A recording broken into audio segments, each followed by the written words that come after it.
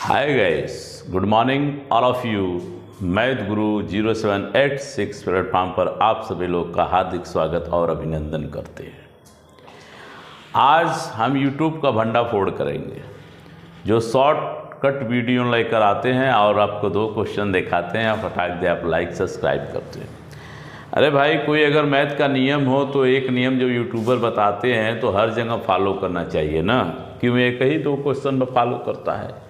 आज इसी पर चर्चा जीएस सर करेंगे और कुछ ऐसे ऐसे क्वेश्चन हैं जिनको हम यहाँ पर आपको दिखाएंगे जो आलू अंडे के एग्ज़ाम आगामी परीक्षाओं में 20 साल के अध्ययन का किया हुआ प्रैक्टिस मैं यहाँ पर आप लोग को दिखाऊंगा, समझाऊंगा। आज छोटी छोटी बातों को भी आज हम आपको बताने वाले हैं, बहुत छोटी छोटी बातों को बताने वाले हैं। उन बच्चों को भी जो बहुत परेशान होते हैं, उन सारे प्रश्नों को आज हम देखेंगे और यूट्यूब का करेंगे भंडाफोड़ कि ताकि 3-4 क्वेश्चन लाकर लाइक सब्सक्राइब वाला मैटर कैसे करते हैं। यानी नियम हो तो सबके लिए हर जगह लागू हो, अन्यथा ऐसी चीज़ कभी अधजल ज्ञान नहीं पढ़ना चाहिए। कहते हैं मुकद्दर का लिखा कभी टल नहीं सकता, मुकद्दर का लिखा कभी टल नहीं सकता, होनी हो के रहती है किसी न किसी बहाने से। आइए, आधा ज्ञान नहीं लीजिए, पूरा ज्ञान लीजिए ताकि आपको पता हो। आज सबसे पहले वही काम हम लोग करने वाले हैं। पहले तो हम बताएंगे बेटा छोटी सी बात, जैसे लोग कहते हैं कि प्राकृतिक संख्या क्या होती है। प्राकृतिक संख्या जो शुरू होती है सीरियल नंबर से 1, 2, 3, 4, 5, 6, ये सब प्राकृतिक संख्या है। ये सब कहते हैं कि सीरियल नंबर है, जिसे प्राकृतिक संख्या कहते हैं। कभी कभी एग्जाम में आता है, पूछता है कि निम्नलिखित में से प्राकृतिक संख्या है। ऑब्जेक्टिव टिक करने के लिए हाई स्कूल वाले बच्चों के लिए, ऑल वनडे एग्जाम में, हाई कोर्ट में, ग्रुप डी में बड़े छोटे छोटे क्वेश्चन आजकल भी पूछे जा रहे हैं। तो आपको ऑप्शन दे दिया तो आप कैसे मारेंगे कि हाँ ये सब प्राकृतिक संख्याएं हैं। फिर उसके बाद अगर हम सीरियल वाइज कहते हैं, अब आती है हमारी सम संख्या। सम संख्या वो संख्याएं जो 2 से कट जाती हैं, जैसे 2, 4, 6, 8, ये सब सम संख्या है। और विषम संख्या की बात करते हैं। अब विषम संख्या की बात करते हैं वह संख्याएं जो 2 से न कटती है, 1, 3, 5 और 7। हमें यहाँ पढ़ाने का सबसे आसान ये तरीका है, समझाना चाहते हैं कि सम संख्या में भी देख रहे हो 2 का अंतर है और विषम संख्या में भी 2 का अंतर है। तो आप देख रहे हो दोनों में 2 का अंतर है। इसीलिए मैंने क्रमागत संख्या जब पढ़ाया था तो मैंने कहा था कि वहाँ पर सिर्फ एक ही नियम जानो जिसमें 2 का अंतर है और फटाफट कहानी खत्म करके हट जाओ। फिर उसके बाद बेटा हम आपको बताते हैं अभाज्य संख्या। सारी संख्याओं पर आज हम फोकस डालेंगे। अभाज्य संख्या क्या? ऐसी संख्या जो तो स्वयं से कटती हो और उसका कोई अदर फैक्टर ना हो, यानी 1 से कटती हो बस। वो कौन कौन है? 2 है, 3 है, 5 है, 7 है।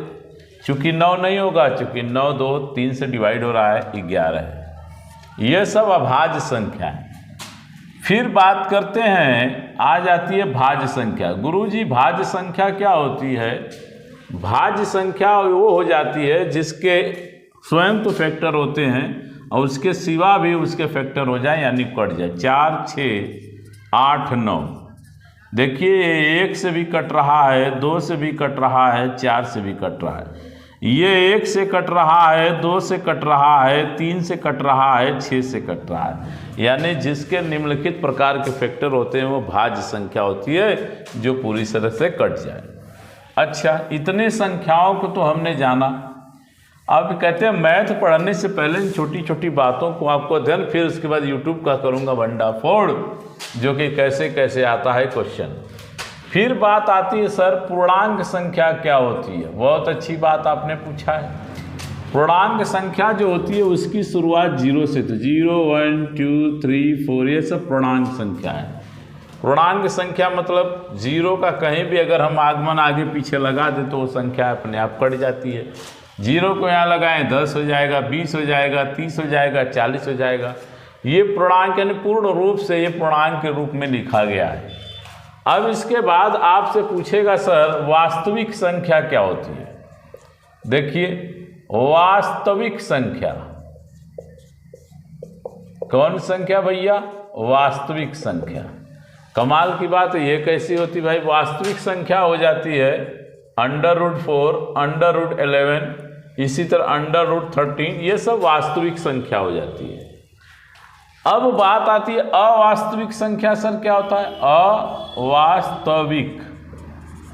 अवास्तविक संख्या पहचानना है जिसमें आराम के साथ माइनस है। करणी में -5, करणी में -6, करणी में -29, ये सब अवास्तविक संख्याएं हैं, यानी जिन संख्याओं का कोई निराधार न हो।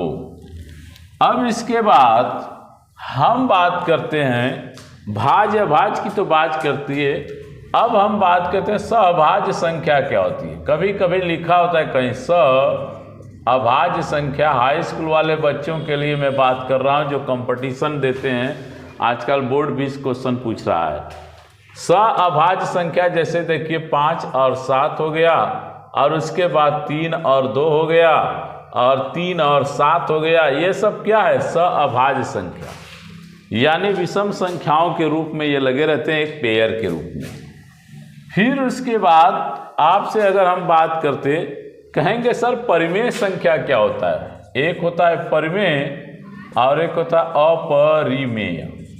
मैं मैथ के सारे प्रश्नों का निचोड़ बता रहा हूँ, फिर प्रश्न पर चलूँगा। तो ये है √4, और उसके बाद बात करेंगे √4 और 7 बटे के, मान लीजिए कि मैंने बात कर दिया 5 और 2 बटे के 3 और 3, ये सब क्या परिमेय संख्या है जिसका पूर्ण रूप से कोई अध्ययन हो। अपरिमेय संख्या तो बेटा बहुत आसानी से पहचानने के। करणी में 5, करणी में 7, करणी में 11, करणी में 13, ये सब क्या है? ये सारी संख्या अपरिमेय संख्या है। जो परिमेय संख्या p/q के रूप में विभक्त हो जाती है, यहाँ करेंगे तो ये परिमेय संख्या हो जाएगी। इसका निकलेंगे 2/1 परिमेय संख्या। जो x/y के रूप में होता है वो परिमेय है, और जो x/y के रूप में नहीं रहता है वह अपरिमेय संख्या होती है। आई होप, हम आशा करते हैं कि मैंने मैथ के छोटी छोटी बातों का निचोड़ मैंने पूरा कर दिया। अब ऐसी कोई संख्या नहीं बची है जिसमें आपको कोई दिक्कत हो। अब देखिए, कोई संख्या मैंने नहीं छोड़ा है जिससे आपको कोई प्रॉब्लम हो। क्वेश्चन कैसे पूछता है हम आपको बताते हैं। पूछता है निम्न में अपरिमेय संख्या है। ऑप्शन करणी में 5, करणी में 4, और ऑप्शन दे देगा करणी में -6, और ऑप्शन आपको दे दिया कि इनमें से कोई नहीं, यानी नॉन ऑफ दिस। तो आप देख रहे हैं इस तरीके मैं क्यों पढ़ाया वह क्वेश्चन, इसलिए ताकि आपको ये पता चले कि हम क्या पढ़ाना चाहते हैं। निम्न में अपरिमेय संख्या है, तो मैंने अपरिमेय संख्या को बताया था। परिमेय संख्या वह होती है जो x/y के रूप में व्यक्त होती है, वह हमारी परिमेय संख्या हो जाती है। और मैंने कहा था जहां अंडर माइनस होने से अवग्रह का चिन्ह हो जाता है तो वह अवास्तविक है। देखो यह क्या है? अवास्तविक संख्या है। क्या भैया? अवास्तविक संख्या है। और यहाँ पूछा क्या है? परिमेय संख्या, तो ये हो नहीं सकता। फिर उसके बाद करणी में 4 अगर निकलेगा तो इसका हो जाएगा 2/1। अब 2/1 की बात अगर हम कर रहे हैं तो यहाँ पर एक कौन सा हो गया? ये परिमेय संख्या हो गया। ये कौन संख्या हो गया? परिमेय संख्या हो गया। लेकिन आपसे पूछा है अपरिमेय संख्या, तो अपरिमेय संख्या यानी इसका कोई खंडन न हो। देखिए ये क्या है? यही बचा, ये आपका हो गया अपरिमेय संख्या। आई होप, हम आशा करते हैं कि आप लोग को समझ में मेरी बात आ रही होगी कि किस तरीके से आयोग प्रश्न पूछ रहा है आजकल। उसी प्रश्न पर हम ध्यान देंगे। अब उसके बाद कहेगा सहअभाज्य संख्या है। निम्नलिखित में सहअभाज्य क्या कह रहा? निम्नलिखित में सहअभाज्य संख्या है।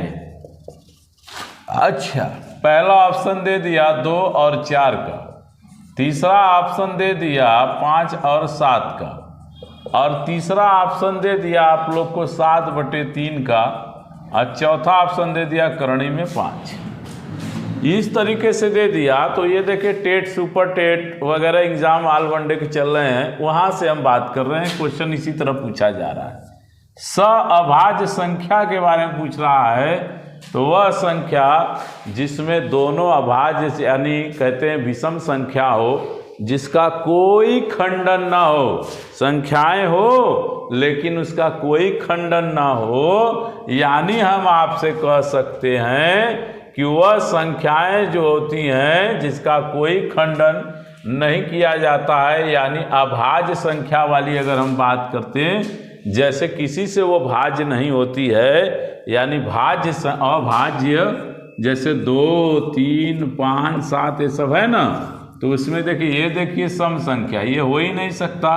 ये वही संख्या है 5 और 7 जिसे अभाज्य संख्या, अभाज्य संख्या कहते हैं। का मतलब अभाज्य के साथ वह सलाहकार के रूप में सटी रहती है, वही अभाज्य संख्या कहलाती है। ठीक है, अब आइए यूट्यूब का हम खेला बता रहे हैं। देखिए कहीं कहीं आपको मिलता है कि ऐसे प्रश्नों को यूट्यूब वाले क्या करते हैं, बड़ा फट दे हल करते हैं। कैसे? वो लप दे कहते हैं कि इसको जोड़ दो, यानी 2 धन 1 धन 6, यानी इसको जोड़ दो तो 6 1 7 और 7 2 हो जाता है 9, 9 में से 3 घटा दिया 6, यानी ये 6 का घन हो गया। ठीक, तो ये नियम तो हर जगह फॉलो करना चाहिए नहीं, बस चुनिंदा जगह नियम फॉलो करते हैं, 2-4 क्वेश्चन निकाल के रख देते हैं। जैसे ये नियम यहाँ भी फॉलो हो जाएगा इन क्वेश्चन पर, तो 3 धन 4 धन 3 4 3 7 3 कितना हो गया 10, 10 में 3 घटा देंगे कितना हो जाएगा 7। इस तरीके से यहाँ भी ये भी फॉलो हो रहा है।